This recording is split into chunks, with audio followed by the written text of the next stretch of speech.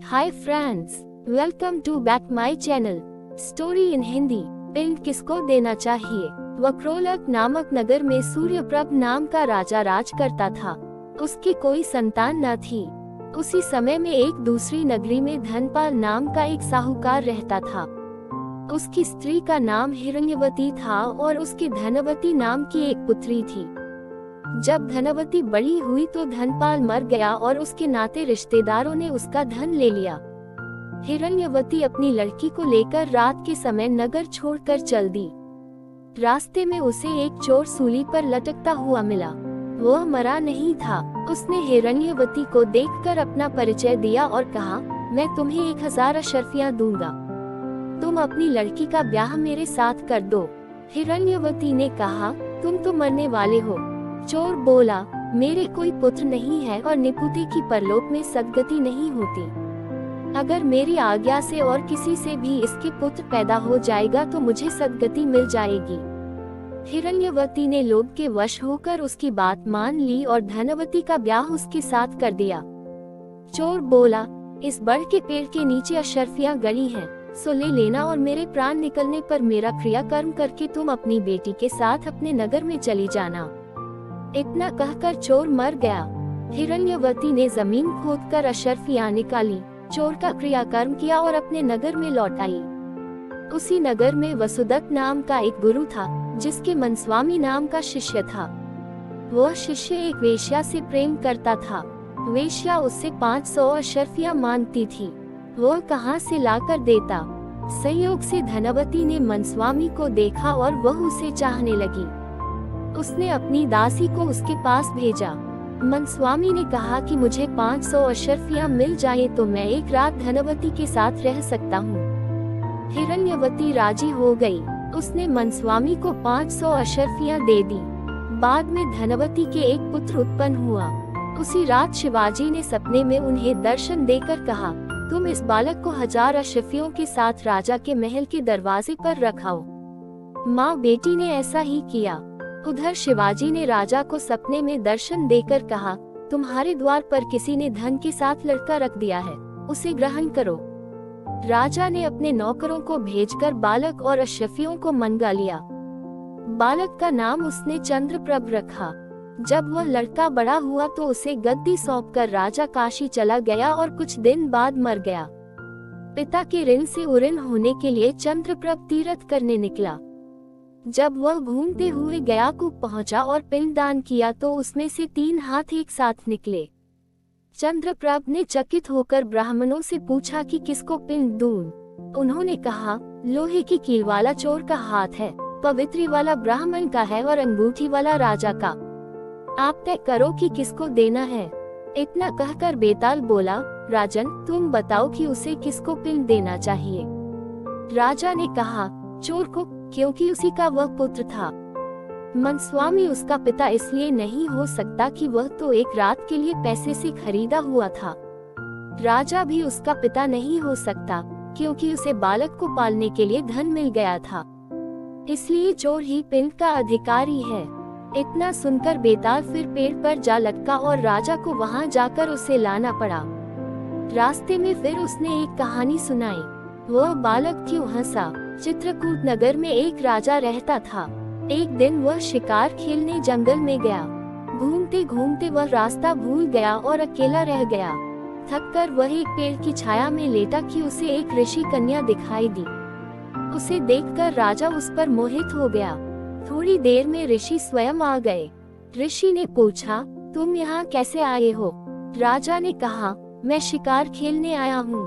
ऋषि बोले, बेटा तुम क्यों जीवों को मारकर पाप कमाते हो। राजा ने वादा किया कि मैं अब कभी शिकार नहीं खेलूंगा। खुश होकर ऋषि ने कहा, तुम्हें जो मांगना हो मांग लो। राजा ने ऋषि कन्या मांगी और ऋषि ने खुश होकर दोनों का विवाह कर दिया। राजा जब उसे लेकर चला तो रास्ते में एक भयंकर राक्षस मिला। बोला, मैं तुम्हारी रानी को खाऊंगा। अगर चाहते हो कि वह बच जाए तो 7 दिन के भीतर एक ऐसे ब्राह्मण पुत्र का बलिदान करो जो अपनी इच्छा से अपने को दे और उसके माता पिता उसे मारते समय उसके हाथ पैर पकड़े। डर के मारे राजा ने उसकी बात मान ली। वो अपने नगर को लौटा और अपने दीवान को सब हाल कह सुनाया। दीवान ने कहा, आप परेशान न हो, मैं उपाय करता हूँ। इसके बाद दीवान ने 7 बरस के बालक की सोने की मूर्ति बनवाए और उसे कीमती गहने पहनाकर नगर नगर और गांव गांव घुमवाया। यह कहलवा दिया कि जो कोई 7 बरस का ब्राह्मण का बालक अपने को बलिदान के लिए देगा और बलिदान के समय उसके माँ बाप उसके हाथ पैर पकड़ेंगे, उसी को यह मूर्ति और 100 गांव मिलेंगे। यह खबर सुनकर एक ब्राह्मण बालक राजी हो गया। उसने माँ बाप से कहा, आपको बहुत से पुत्र मिल जाएंगे, मेरे शरीर से राजा की भलाई होगी और आपकी गरीबी मिट जाएगी। माँ बाप ने मना किया, पर बालक ने हट करके उन्हें राजी कर लिया। माँ बाप बालक को लेकर राजा के पास गए। राजा उन्हें लेकर राक्षस के पास गया। राक्षस के सामने माँ बाप ने बालक के हाथ पैर पकड़े और राजा उसे तलवार से मारने को हुआ। उसी समय बालक बड़े जोर से हंस पड़ा। इतना कहकर बेताल बोला, हे राजन, यह बताओ कि वह बालक क्यों हंसा। राजा ने फौरन उत्तर दिया, इसलिए कि डर के समय हर आदमी रक्षा के लिए अपने माँ बाप को पुकारता है। माता पिता न हो तो पीड़ितों की मदद राजा करता है। राजा न कर सके तो आदमी देवता को याद करता है। पर यहाँ तो कोई भी बालक के साथ न था। माँ बाप हाथ पकड़े हुए थे। राजा तलवार लिए खड़ा था और राक्षस भक्षक हो रहा था। ब्राह्मण का लड़का परोपकार के लिए अपना शरीर दे रहा था। इसी हर्ष से और अचरज से वह हंसा। इतना सुनकर बेताल अंतर्धान हो गया और राजा लौटकर फिर उसे ले आया। रास्ते में बेताल ने फिर कहानी शुरू कर दी। विराग में अंधा कौन। विशाला नाम की नगरी में पद्मनाभ नाम का राजा राज करता था। उसी नगर में अर्थदत्त नाम का एक साहूकार रहता था। अर्थदत्त के अनंग मंजरी नाम की एक सुंदर कन्या थी। उसका विवाह साहूकार ने एक धनी साहूकार के पुत्र मणिवर्मा के साथ कर दिया। मणिवर्मा पत्नी को बहुत चाहता था, पर पत्नी उसे प्यार नहीं करती थी। एक बार मणिवर्मा कहीं गया। पीछे अनंग मंजरी की राजपुरोहित के लड़के कमलाकर पर निगाह पड़ी तो वह उसे चाहने लगी। पुरोहित का लड़का भी लड़की को चाहने लगा। अनंग मंजरी ने महल के बाग में जाकर चंडी देवी को प्रणाम कर कहा, यदि मुझे इस जन्म में कमलाकर पति के रूप में न मिले तो अगले जन्म में मिले। यह कहकर वह अशोक के पेड़ से दुपट्टे की फांसी बनाकर मरने को तैयार हो गई। तभी उसकी सखी आ गई और उसे यह वचन देकर ले गई कि कमलाकर से मिला देगी। दासी सवेरे कमलाकर के यहाँ गई और दोनों के बगीचे में मिलने का प्रबंध कराई। कमलाकर आया और उसने अनंग मंजरी को देखा। वह बेताब होकर मिलने के लिए दौड़ा। मारे खुशी के अनंग मंजरी के हृदय की गति रुक गई और वह मर गई। उसे मरा देखकर कमलाकर का भी दिल फट गया और वह भी मर गया। उसी समय मणिवर्मा आ गया और अपनी स्त्री को पराये आदमी के साथ मरा देखकर बड़ा दुखी हुआ। वह स्त्री को इतना चाहता था कि उसका वियोग न सहने से उसके भी प्राण निकल गए। चारों ओर हाहाकार मच गया। चंडी देवी प्रकट हुई और उसने सबको जीवित कर दिया। इतना कहकर बेताल बोला, राजन, यह बताओ कि इन तीनों में सबसे ज्यादा विराग में अंधा कौन था। राजा ने कहा, मेरे विचार में मणिवर्मा था, क्योंकि वह अपनी पत्नी को पराये आदमी को प्यार करते देखकर भी शोक से मर गया। अनंग मंजरी और कमलाकर तो अचानक मिलने की खुशी से मरे। उसमें अचरज की कोई बात नहीं थी। राजा का यह जवाब सुनकर अब बेताल फिर पेड़ पर जा लटका और राजा को वापस जाकर उसे लाना पड़ा। रास्ते में बेताल ने फिर एक कहानी कही।